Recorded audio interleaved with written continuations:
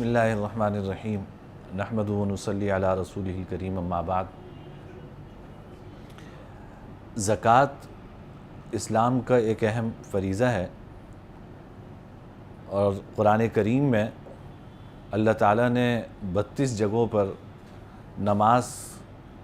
کے اہتمام کے ساتھ زکوٰۃ کی ادائیگی کا بھی ذکر فرمایا ہے۔ جس طرح نماز فرض ہے، روزہ فرض ہے، حج فرض ہے، اسی طرح بنیادی فرائض میں سے ایک فرض زکوٰۃ بھی ہے۔ یہ در حقیقت زکوٰۃ کے ذریعے اللہ تعالیٰ ہمارے مال کو پاک فرماتے ہیں، اور یہ زکوٰۃ کی ادائیگی ہمارے مال میں خیر و برکت کا باعث بنتی ہے۔ جناب نبی کریم سرور عالم صلی اللہ علیہ وسلم نے احادیث میں زکوٰۃ کی بڑی اہمیت بیان فرمائی ہے، اس کے فضائل بیان فرمائے ہیں۔ عام صدقے کی فضیلت تو قرآن کریم نے خود بیان کی ہے کہ مثل الذین ينفقون اموالهم فی سبیل اللہ کمثل حبۃ انبتت 7 سنابل فی کل سنبلۃ 100 حبہ، کہ جو لوگ اللہ کی راہ میں مال خرچ کرتے ہیں ان کی مثال ایک دانے کی ہے، اس سے 7 بالیں نکلی اور ہر بال کے اندر 100 دانے ہیں، تو اللہ تعالیٰ ایک دانہ خرچ کرنے پر، 1 روپیہ خرچ کرنے پر گویا کہ 700 دانوں کا اور 700 روپیے کا اللہ تعالیٰ ثواب عطا فرماتے ہیں۔ تو عام صدقات میں اللہ اتنا ثواب عطا فرماتے ہیں، تو زکوٰۃ کے ثواب کا آپ اندازہ لگا سکتے ہیں کہ اس پہ اللہ تعالیٰ کتنا اجر عطا فرماتے ہیں۔ اور زکوٰۃ ادا نہ کرنے پر بڑی شدید وعیدیں قرآن کریم میں بھی ہیں اور احادیث میں بھی ہیں۔ اللہ تعالیٰ ہم سب کی ان وعیدوں سے حفاظت فرمائے۔ یہ وعیدیں سن کر بہت ڈر لگتا ہے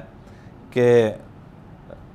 مثلا حدیث میں آتا ہے کہ جناب نبی کریم صلی اللہ علیہ وسلم نے فرمایا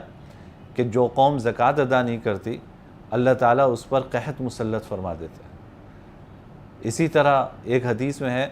آپ صلی اللہ علیہ وسلم نے فرمایا کہ جو لوگ زکوٰۃ ادا نہیں کرتے اللہ تعالیٰ بارش روک لیتے ہیں، اور پھر فرمایا کہ اگر زمین پر یہ معصوم جانور نہ ہوتے تو اللہ تعالیٰ پانی کا ایک قطرہ ایسے لوگوں کو عطا نہ فرماتے۔ تو یہ در حقیقت قحط سالی، بارش کا نہ ہونا، اس کے جہاں اور اسباب ہو سکتے ہیں وہاں ایک بہت بڑا سبب اس کا زکوٰۃ کا اہتمام نہ کرنا بھی ہے۔ تو اس لیے زکوٰۃ اہتمام سے ادا کرنی چاہیے۔ قرآن کریم میں ان لوگوں کے اوپر بڑی سخت وعید بیان فرمائی گئی ہے کہ جو لوگ اللہ کے راستے میں مال خرچ نہیں کرتے۔ 10ویں پارے میں اللہ تعالیٰ فرماتے ہیں کہ الذین یکنزون الذھب والفضہ ولا ينفقونها فی سبیل اللہ فبشرهم بعذاب علیم، جو لوگ سونا چاندی جمع کر کے رکھتے ہیں اپنے پاس اور اسے اللہ کے راستے میں خرچ نہیں کرتے، آپ انہیں دردناک عذاب کی خوشخبری سنا دیجیے۔ یوم یحمى علیہا فی نار جہنم فتکوی بہا جباہہم وجنوبہم وظہورہم ھذا ما کنزتم لانفسکم فذوقوا ما کنتم تکنزون، کہ قیامت کے دن اس سونے چاندی کو آگ میں تپایا جائے گا اور اس سے انہیں داغا جائے گا، اور کہا جائے گا کہ یہ ہے وہ مال جو تم نے جمع کیا ہوا تھا اور جو تم خرچ نہیں کرتے تھے، یہ چکھو اس مال کا مزہ جو تم نے جمع کیا ہوا۔ تو حدیث میں اس آیت کی تشریح جناب نبی کریم صلی اللہ علیہ وسلم نے بیان فرمائی ہے کہ یہ جو مال و دولت جس کی زکوٰۃ ادا نہیں کی جاتی، اللہ تعالیٰ اس کو سانپ کی شکل عطا فرمائیں گے، اور یہ سانپ توق کی طرح انسان کے گلے میں ڈالا جائے گا، اور یہ اس کو ڈسے گا اور کہے گا کہ میں ہوں تمہارا مال جسے تم نے جمع کیا تھا اور جسے تم نے خرچ نہیں کیا تھا۔ دیکھیے جو مال اللہ نے ہمیں دیا ہے یہ تو اللہ کا عطا کردہ ہے، اللہ کا دیا ہوا ہے۔ اللہ تعالیٰ اگر فرما رہے ہیں کہ اس میں سے 2.5% غریبوں پہ خرچ کرو تو کون سی بڑی بات ہے، پورا مال اس کا ہے۔ اگر وہ چاہتا تو یہ پورا مال ہم سے لے لیتا۔ ہم نے کوئی اپنے زور بازو کے ذریعے یہ مال نہیں کمایا، اللہ نے جو دولت ہمیں عطا فرمائی ہے، جو مال ہمیں عطا فرمایا ہے، یہ اللہ کا عطا کردہ ہے، اللہ کی دین ہے۔ اگر اللہ چاہتے، انسان ماں کے پیٹ سے پیدا ہوتا ہے تو کوئی مال لے کے تو نہیں پیدا ہوتا، دنیا سے جاتا ہے تو اپنے ساتھ کفن میں مال لے کر نہیں جاتا، خالی ہاتھ آتا ہے، خالی ہاتھ جاتا ہے۔ اور اس دوران دنیا کی جو زندگی ہے اس میں اللہ رب العزت جو ہے وہ اس کو یہ مال عطا فرماتے ہیں، یہ رزق عطا فرماتے ہیں، کسی کو زیادہ عطا فرماتے ہیں، کسی کو کم عطا فرماتے ہیں، یہ اس کی تقسیم ہے۔ اللہ تعالیٰ نے رزق میں سب کو برابر نہیں رکھا کہ سب کو برابر رزق عطا فرماتے، اگر سب کو برابر عطا فرما دیتے تو کوئی کسی کے لیے کام کیوں کرتا؟ ظاہر ہے کسی کو پیسوں کی ضرورت ہے اور کسی کے پاس پیسے ہیں، تو جس کو پیسوں کی ضرورت ہے وہ اس کے لیے کام کرتا ہے جس کے پاس پیسے ہیں۔ اگر سبھی کو اللہ تعالیٰ برابر کی دولت عطا فرما دیتے، برابر کے پیسے عطا فرما دیتے، تو پھر کون کس کے لیے کام کرتا؟ ہر کام انسان کو خود اپنے ہاتھ سے کرنا پڑتا۔ ظاہر ہے اس طرح دنیا کا نظام نہیں چل سکتا تھا، تو اللہ تعالیٰ نے کسی کو زیادہ رزق عطا فرمایا، کسی کو کم رزق عطا فرمایا۔ پھر جن کو زیادہ رزق عطا فرمایا ان کو حکم دیا کہ تم زکوٰۃ کی ادائیگی کرو، اور زکوٰۃ کے ذریعے اللہ تعالیٰ نے ان کا مال غریبوں تک پہنچایا، ان کو ترغیب دی کہ تم صدقات و خیرات کا اہتمام کرو، تو صدقات و خیرات کے ذریعے اللہ تعالیٰ نے وہ مال غریبوں تک پہنچایا۔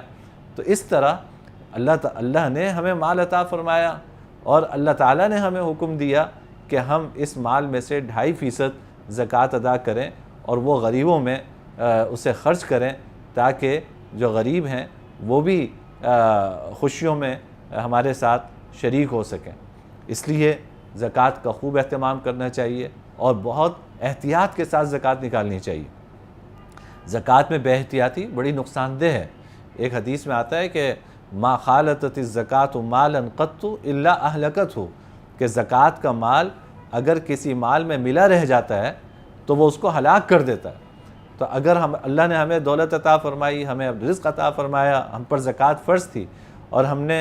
زکوٰۃ ادا نہیں کی، تو اس کا نتیجہ یہ ہوگا کہ جو زکوٰۃ ہمارے مال میں ملی رہ گئی ہے اس کی وجہ سے بقیہ مال بھی ہمارا ہلاک ہو جائے گا۔ ہاں، زکوٰۃ ادا کریں گے تو اللہ تعالیٰ بقیہ مال کی بھی حفاظت فرمائیں گے، اور زکوٰۃ ادا کرنے کے نتیجے میں جو مال کی محبت انسان کے دل میں بیٹھ جاتی ہے، اللہ تعالیٰ کے فضل و کرم سے مال کی وہ محبت انسان کے دل سے نکلتی ہے، اور انسان اس کے لیے تیار ہوتا ہے کہ مال کمانے میں اور مال خرچ کرنے میں اللہ کے احکام کو پیش نظر رکھے۔ اگر یہ زکوٰۃ نکالنے کے ذریعے، صدقات و خیرات کی ترغیب کے ذریعے اللہ تعالیٰ ہماری تربیت نہ فرماتے تو یہ مال ہمارے لیے ایک امتحان ہو جاتا۔ وجہ یہ ہے کہ اللہ تعالیٰ کے احکامات ہماری طرف متوجہ ہوتے ایک طرف، دوسری طرف اس مال کی محبت ہے، تو انسان مال کی محبت کو ترجیح دیتا، اور نہ کمانے میں اس کی فکر ہے کہ کیا حرام ہے کیا حلال ہے، نہ خرچ کرنے میں اس کی فکر ہوتی کہ کیا حرام ہے کیا حلال ہے، کہاں خرچ کرنا چاہیے کہاں خرچ نہیں کرنا چاہیے۔ تو اللہ تعالیٰ نے زکوٰۃ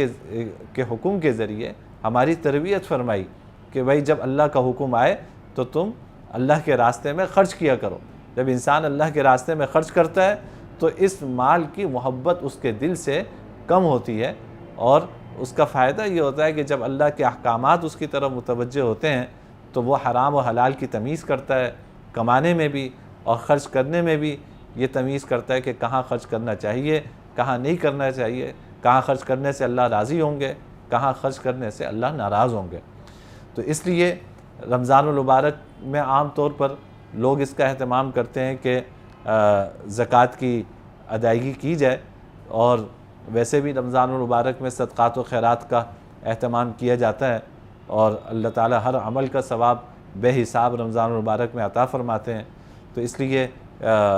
اس فریضے کی ادائیگی میں بہت اہتمام کے ساتھ اس فریضے کی ادائیگی کرنی چاہیے، اور بہت احتیاط کے ساتھ زکوٰۃ کا حساب کرنا چاہیے۔ کہیں ایسا نہ ہو کہ ہمارے مال میں کی زکوٰۃ پوری طرح ادا نہ ہو اور ہمارا مال پوری طرح پاکیزہ نہ ہو، اور ہم ان وعیدوں کے مستحق ہوں جو اللہ تعالیٰ نے زکوٰۃ ادا نہ کرنے پر بیان فرمائی ہیں۔ اللہ تعالیٰ ہم سب کی حفاظت فرمائے، اور اللہ تعالیٰ ہمیں زکوٰۃ کی ادائیگی کی توفیق عطا فرمائے، اور ہمارے مال میں اللہ تعالیٰ خوب برکت عطا فرمائے۔ وآخر دعوانا ان الحمد للہ رب العالمین۔